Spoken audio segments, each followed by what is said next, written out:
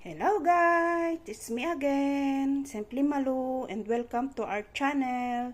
So ngayon guys ay lunch time again. So nagprepare si Sister Ret ng napakasimpleng pananghalian.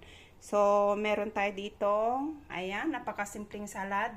Nilagyan lang guys natin ito ng olive oil, konting asin, pipino, kamatis at kasa. Ayan, napakasimpleng salad. At meron tayo ditong gulay. Ayan. Carrots with ano ito guys?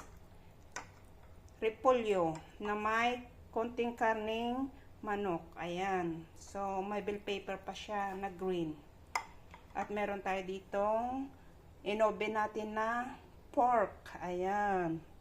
So, ito ang ating rice. So, ayan guys, ang ating napakasimpleng pananghalian. So, look yummy. At may mga prutas pa tayo doon guys. Ayan.